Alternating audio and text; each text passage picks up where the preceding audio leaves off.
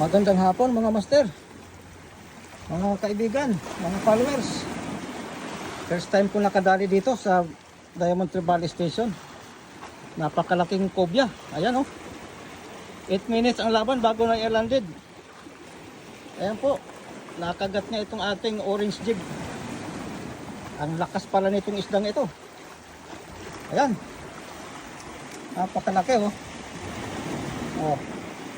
Hindi bababa sa 4 na kilo, 3. Laki.